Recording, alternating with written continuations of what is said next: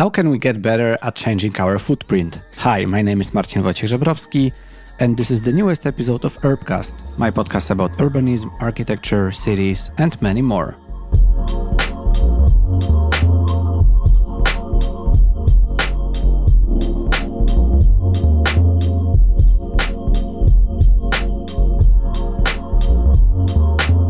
And today I have a great pleasure of talking about something that is very exciting because Henning Larsen, the company that I'm part of, has just opened the exhibition called Changing Our Footprint in the Danish Architecture Center in the heart of Copenhagen. The exhibition is actually the third exhibition we have opened this year. Two of them were first in Berlin and then in Hamburg. And now we are bringing our approach to sustainability and materials biodiversity to the heart of the Danish design to Copenhagen. The Changing Our Footprint exhibition is about scalable solutions to reduce the substantial carbon footprint of the construction industry and also addressing the industry's environmental impact. And today I'm talking to Eva Ravnborg, who is the country market director in Denmark at Henning Larsen. And she was one of the people responsible and committed to the exhibition. We talk about Henning Larsen's legacy and how can this new form of displaying our work contribute to broadening the outreach and the scope of our work. How is it different to build a building and organize an exhibition?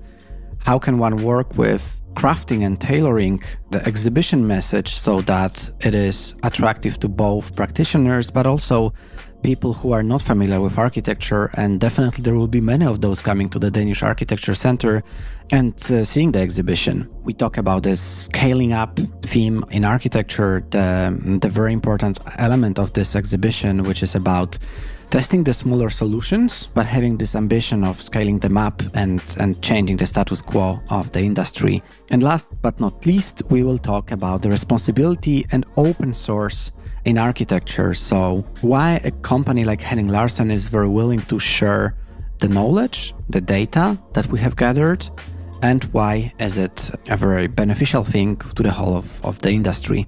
First of all, welcome to the conversation with Eva. And second of all, remember that the Changing Our Footprint exhibition is now available in the Danish Architecture Center and will be there until the 3rd of March.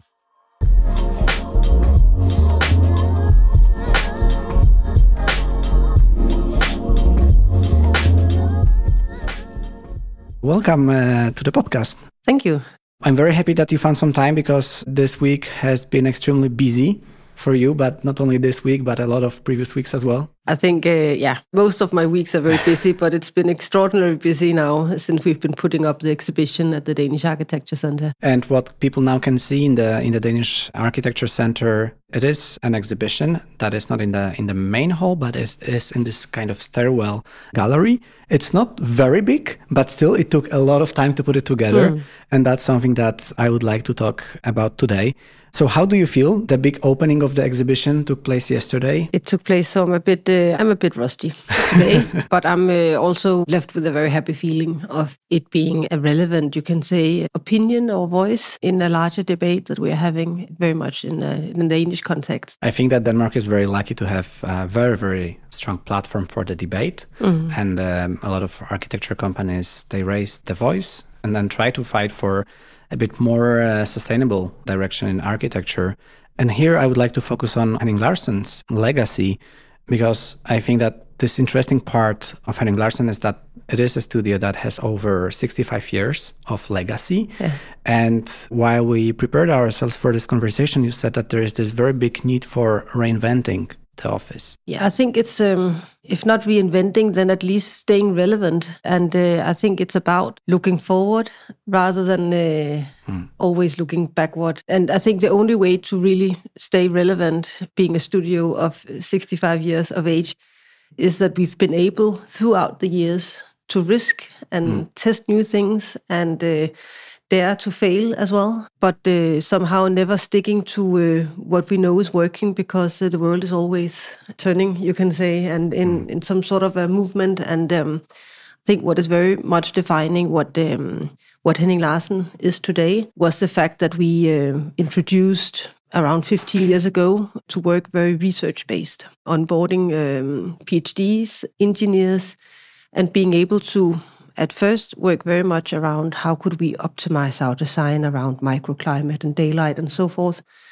But now you can say our research is going very much into the, on one hand, the urban scale, and on the other hand, into the almost one-to-one material understanding. How is it we develop an architectural language also around building with a new palette of primarily biogene materials when we do build new buildings. And that's something we're going to discuss in a moment, so how to scale those up.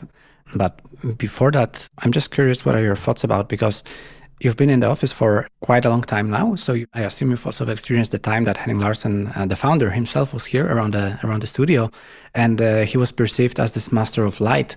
So that was this brand attached to the office.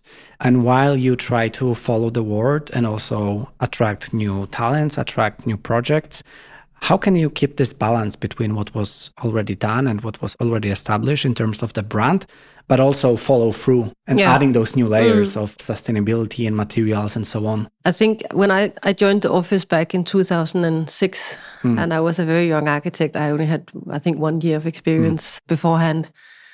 And it was a little bit the crazy zeros in terms of that everything had to sort of have funny shapes and being very expressive architecture and or at least this sort of that every studio, sort of global studios, they were very serious about having some sort of a signature so you could read that it was their studio who had done a particular building. You should be able to read it from just looking at, you can say, the shape or the look of the building. With Gary and Zaha did and all these people. Koolhaas as well. And I remember having these discussions back then about sort of why isn't it more obvious whenever we design a Henning Larsen building, aren't we supposed to somehow have that type of signature as well? And I remember the answer also from Henning Larsen himself was that it was about the content. And I think that is also what has kind of what is still driving us. It's about the content and adding value to what we're doing. So that is very much on the how we practice, you can say. But then I think there's a cultural thing that is also attracting new talent. And you can say also we are fairly good at also keeping our talent in the studio once they're here. But that is that Henning Larsen himself, he had this practice next to being a professor at the academy. And I think this whole approach of teaching on one hand and practicing here at the studio became very much the one and the same. So the way you can say at the academy, you as a teacher, you don't give the answers. You don't come and kind of draw the sketch and say this is what it's supposed to look like. You try to ask the relevant questions and bring out the debate and somehow indicating a direction, but never giving the answers yourself. And this is very much how Henning was practicing here at the studio as well. And I think what I now as a leader of the studio is trying to sort of vocalize as a culture of how we work still. I wonder what would Henning himself say about the exhibition, because it is a maybe not extremely fresh or new way of talking about architecture, but it is something that really like integrates and showcases what we do and how we do things and how we use the materials. So on that note, I would like to ask, what is like your kind of personal feeling about this exhibition, and how can Henning Larsen use an exhibition or the exhibition now at DAC as a tool? Because of course you can spend months or years on building a building, but you can also reach so many people with such an exhibition. Yes, and I think first of all, when you are again a company of a certain age, it's very tempting to start with to say now is your chance at Danish Architecture Center to make the big retrospective, sort of showing our development from the beginning and where we are now. And I think already saying this is not what we're going to talk about. We're talking about where we are now and where we're moving towards is a really bold move. And it's daring. And also the whole approach of saying, well, we test all these things and we know that we are failing in some of them, but it's the only way we learn. So it's a very, you can say, a journey also of curiosity and learning as we try to develop. And I think that is the whole, you can say the theme then of the exhibition is to say, well, first of all, what is it we're testing when we do our research and innovation? And what are we learning from that? And how do we scale it up afterwards? And that is, in a way, what the exhibition is trying to dwell on, is that we really need to keep scalability in mind when we also do our innovation, because that is ultimately at least one answer on from the building sector, you can say, of how is it we are dealing with the climate crisis.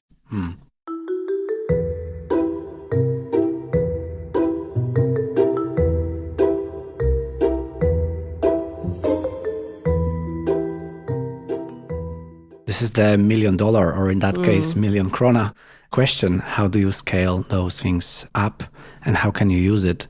But how to address it properly? Because I bet there will be many different people visiting DAC, the Danish Exhibition Center, and seeing the exhibition.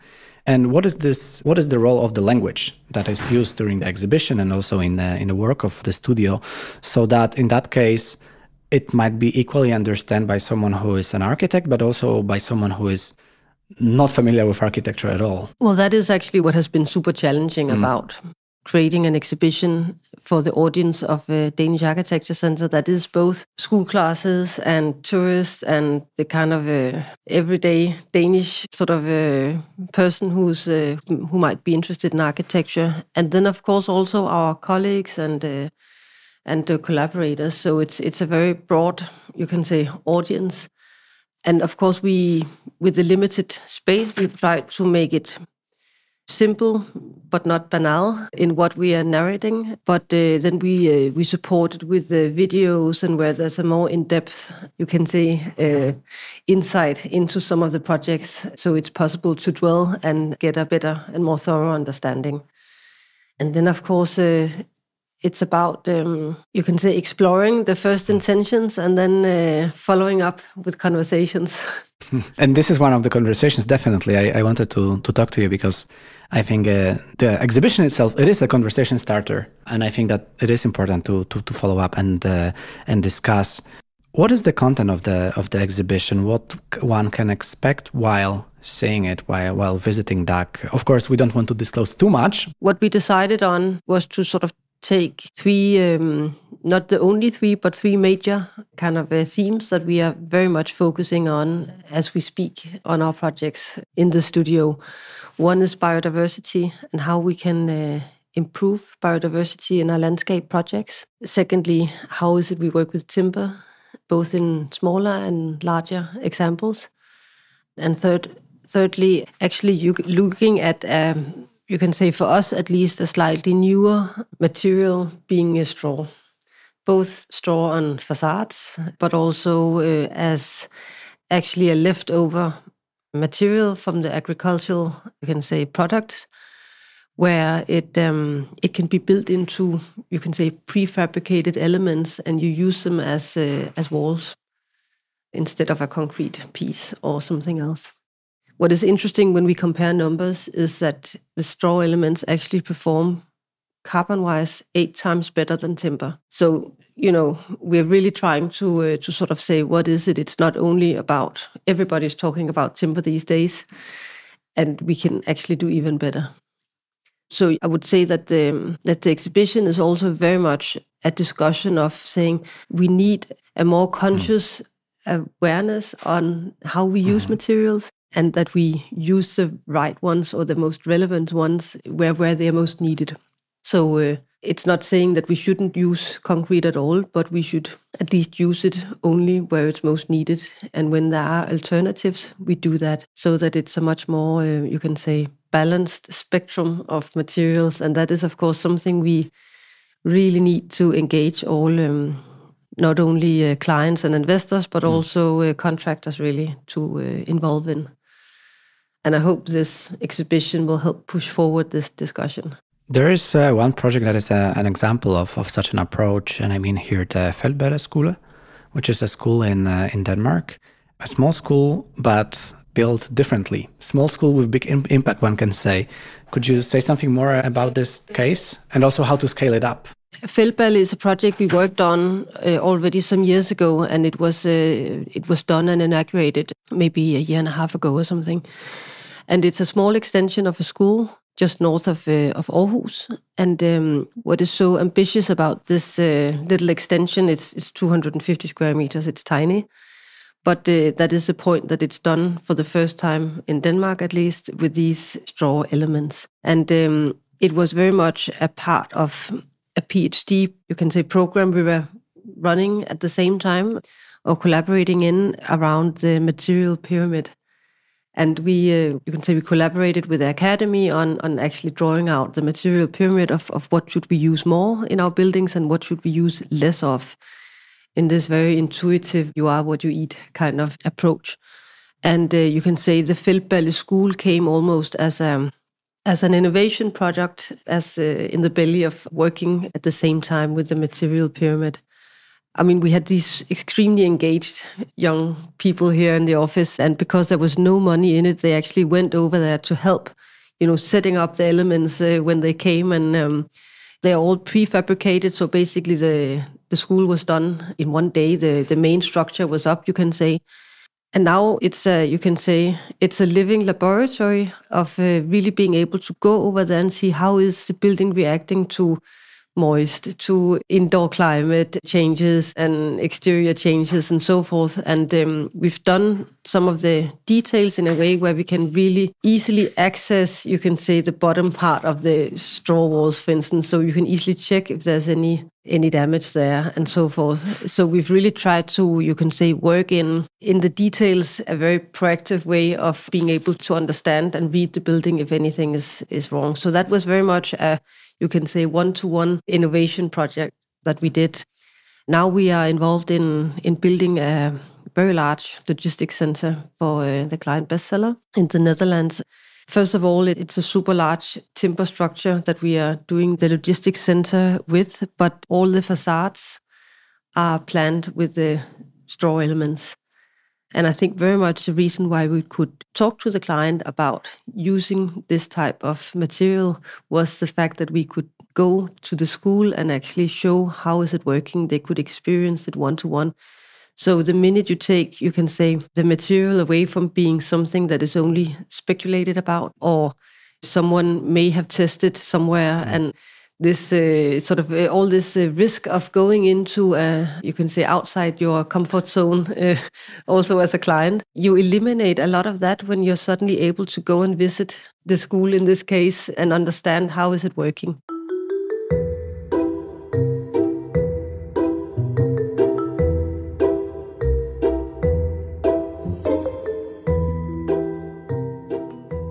Talking about the scalability, scaling up, the theme of the exhibition, what narrative would you use in that case for a client to say that the small building built with straw can be turned into something bigger? Because I can imagine there might be many challenges on the way. So how can you convince a client and say that it is possible or it's worth trying? I think, first of all, once it's there and you can explain how it works, it's not so difficult to scale up in principle. I mean, of course, if you need to scale something from more than a 2-story to, say, 6-8 something story biogene facade, then you really need to seriously think about how do we deal with fire and so forth. And that is, you can say, some of the learnings we are doing now on other projects. How are we able to scale up this type of, houses that we've actually done for many years, and it's been done across Denmark? I mean, it's really not a challenge to build in timber when it comes to a 2-story house. It's not complicated fire-wise. When it really becomes difficult, it's when you go beyond. Yeah. And I think we have other projects also at the exhibition. For instance, the Marmormolen going up to 8 floors in timber here in Copenhagen. It was a very big first time for the Copenhagen to sort of accept this. So even when we do scale up, I think there are a lot of, you can say, pioneering in it. But of course, that is the next innovation part, you can say. First of all, we innovate in the small scale, but the next step of innovation is actually when we are able to bring it up to a scale where you talk about a city density, or where you are able to, you can say, deliver on some of the many other aspects of having a sustainable city. That is, of course, that we're able to share square meters and and stack ourselves in flats rather than having a 1 or 2 story houses spread out across a more urban sprawl. I mean, that is, I would really say that building a wooden house somewhere on the countryside is not necessarily to be considered a sustainable solution, even though it's done out of timber and probably with a decent carbon profile, because all the complications that comes with living in a more isolated place, and you need cars and so forth, it just comes with a different type of behavior that we ideally would like to affect as well with our architecture. Speaking of architecture and the responsibility of architecture, there is also a new topic on the agenda, which is this whole open source approach to crafting some solutions, some tools that can be shared with other players in the industry or wider audience. And this is an aspect that I would like to explore a bit further, because exhibition is one thing, and the thing that we share the learnings and everyone can see and explore and follow up with the discussion. But we also have tools like very new Open Detail or GeoPlant or Unboxing Carbon. How those tools are being developed so that they can help in this open source dialogue, I would say. Well, I think that is at least another way of talking scalability. And that is that we, as a large office, as one of the very large offices in Denmark, I think it's definitely our responsibility also to share what we learn from. And you can say again, the exhibition is one way of sharing, but we are actually being very open about some of the innovation that we are doing. So the Unboxing Carbon, where you really learn about the carbon profile of building materials, has been done as an open source project. And we've actually done courses with a lot of our colleagues from other studios, so that everybody can learn how to calculate the carbon profile of and do the life cycle analysis on projects. I think a part of you can say one of the benefits of Henning Larsen being foundation owned is that we are able to invest in developing new technologies, and the open source, as you mentioned, is something we are just beginning to develop together with the Constructing Architect School. Is really going to be, you can say, example book of details, primary details, but done in bio-based material. So again, really trying to say, how is it we can, how can we somehow be very proactive in saying we don't all need to do the same experiences and mistakes. We can actually share where we are and what we learn, and everybody can contribute to that. GeoPlant is another one where we are able to actually make a very large database of the world's different plant species. And you're able to go in and spotlight the site you're working with and saying what would be the relevant plants to bring into a project here, so that you, in the end, are able to calculate your biodiversity, hopefully enriching the site.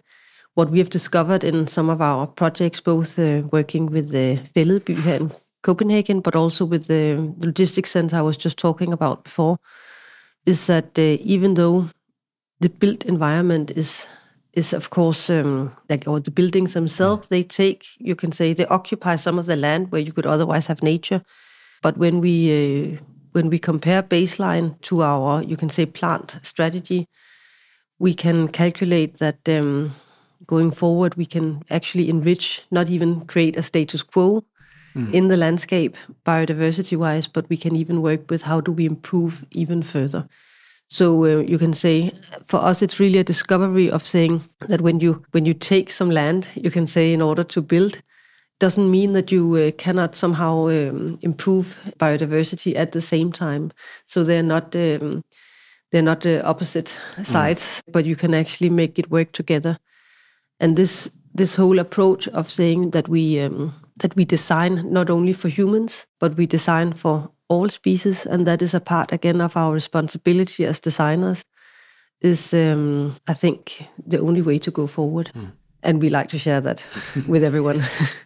On that last note, as I mentioned to you, Urbcast I'm very happy about that. It's a very international podcast. It is listened to in more than, I think at this point, 70 countries. So especially talking to those who are not living in Denmark or are not Danes, where is this willingness to share coming from? I can't even say it's a particular Danish tradition, but I think it's coming probably from a point of saying that the crisis that we are in, the climate crisis, and the responsibility of the building sector on the carbon outlet is so extreme, then that the only way we can somehow contribute to creating a reduced outlet is not only by fighting from project to project, but it's when we can scale it up. And that also means scale it out to our colleagues, because it's when everybody starts kind of working towards a greener transition in the building sector that it begins to have an impact. So as long as it's just kind of you and me competing of who can make the greenest building, it's nothing. Nothing is won there, you can say. It's we only win when we actually try to do it, as many of us together. I'm used to this type of approach because I'm living in Scandinavia for many years, so it's very natural to me. But I can't not think of a scenario where someone is not willing to share, because why would you share with your competitors who could take it and develop it further and maybe win another project? Well, I think this is a risk that we are willing to run as the crisis we are facing is larger than anything. Eva, there is this one more question I wanted to ask you, because when we've been also talking about this idea of having this conversation about the exhibition, we compared building a building to preparing and organizing an exhibition. And you, of course, throughout your career so far, you've been working on many buildings. I don't know about the exhibitions. Was it your first that you've been kind of in charge of and working a lot with? First of all, I wasn't in charge of the exhibition, but there was a big team participating. We've done, you can say, a variation of this exhibition in Berlin and in Hamburg already. But what we've done for the Danish Architecture Center was to curate it slightly different, because I think the questions we're ready to ask here in Denmark are slightly more progressed compared to some of our neighbors. We had the UIA conference in Copenhagen this year, and I think there was really a lot of fine examples of you can say, pavilions scattered around Copenhagen this summer, where different architectural studios were really trying to ask questions about how can we build with bio-based materials, and also at the same time, you can say, testing a new architectural aesthetics that comes with also using a different material vocabulary. And although they were really fine, nice pavilions, I think they maybe lacked actually the scalability ambition in them. They weren't asking those questions. They were just trying to say, look at what we can do in this scale. I think for me, sort of when we do test and innovate in the small scale, we just need to embed this strategy of how what we're testing here is something that needs to work in a much larger scale. And this is what we need to test, you can say, in the one-to-one study of a pavilion, but knowing that what we learn will have a direct impact on how we can bring it up to a larger scale. Could be rammed earth, it could be all sorts of materials that was being kind of really exemplified in very nice pavilions, but I think the way they stopped a little bit at that scale, and I think that's a pity, and that's a discussion I would like to bring out. Yeah. But thank you for bringing it to Urbcast. I really hope that we will reach as many people as possible and pose this question about the scalability and encourage people to think about scalability of their solutions. Usually I would ask my guests to recommend a book, but I think that this time, since our focus is on the exhibition, I would like to ask you to maybe not recommend, because you already recommended the exhibition, but if you could say some facts about the exhibition. So where can we see it? How long can we see it? You can go to the Danish Architecture Center in the heart of Copenhagen, and the exhibition is in the Stair Gallery, and it runs until the 3rd of March, as I understand. Yeah. Yes, so there is still a bit of time, especially now in those grey, dark days in Copenhagen. I think it's a good idea just to go indoors, have a coffee, and see the exhibition. Thank you for sharing all of that. I think that it was a very interesting conversation about a new way of presenting some of the work being done by an architecture studio, not by a building, not through a building, but through just showing the living organism, the living experiment. So thanks for bringing that. And thank you for having me.